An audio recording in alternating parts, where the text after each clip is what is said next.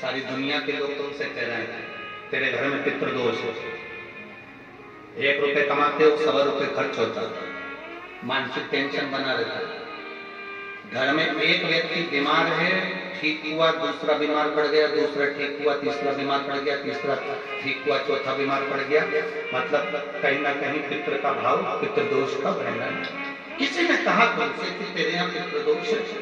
तूने ब्राह्मण को भोजन करा दिया, पिंडदान करा दिया, तर्पण करा दिया, तिलांजलि करा दी, गया जी का श्राद्ध कर दिया, हरिद्वार चली गई, वहां पिंडदान करवा दिया, ब्राह्मण भोज करवा दिया, तिथि पर भोजन करवा दिया, सब कुछ करवा के देते। अब एक काम और करके दे रहे,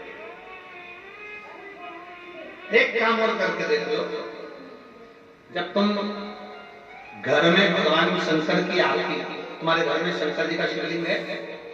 भले काय का भी हो, छोटा सा, भले सियोर का कंकर शंकर हो, नर्मदा का कंकर हो, चाहे शंकर पारक के हो, पीतल के हो, स्टील के हो, लकड़ी के हो, जिसके भी हो, लोहे के हो, पाषाण के हो, जिसके भी हो, शंकर का शिवलिंग अगर हमारे घर में है और आप रोज प्रतिदिन भगवान की आरती करते हो, प्रतिदिन, और आपको लग रहा है कि मेरे यहाँ तकलीफ चल रही है, ठीक ही नहीं हो रही, लगभग 1.5 महीना आप कम से कम 45 दिन, 1.5 महीने के करीब में ऐसा प्रयास करना कि भगवान की आरती, शंकर भगवान के शिवलिंग की आरती करने के बाद उस दिए को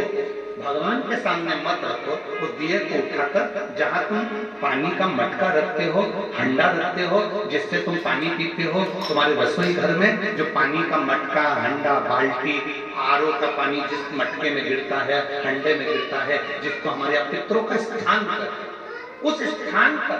उस मटके के पास में, हंडे के पास में, उस बाल्टी के पास में, जहाँ रसोई घर में पानी रखते हो, उस रसोई घर में पानी जहाँ रखते हो, उसके पास में उस दिए को भगवान के सामने नहीं रखना। आरती उतारने के बाद उस दिए को ले जाके सीधे परिंदे के पास में, उस हंडे के पास में, मटके के पास में उसको रखो। केवल 1.5 महीना कर देखना। 1.5 महीने के बाद तुम्हें मालूम पड़ेगा कि हम वापिस उन्नति की सीढ़ी पर चढ़ना प्रारंभ कर दिए, हमें फल मिलना चाहिए। अब तुम्हें ना कहीं जाना है, ना कहीं आना है, ना कोई खर्चा है। खर्चा है क्या? ईमानदारी से बोलो, कोई तुम्हारा लाखों का रुपया लग गया, रोज आरती करते हो रोज आरती। बस आरती का नियम बना लो कि हमको पितृदोष किसी ने बोला है, हमारे घर में अशांति है, पितृदोष है, कोई कह रहा है कि तुम्हारे घर में पितृदोष है, हमने सब कुछ करके देख लिया। अब हमें ये करना है कि महादेव की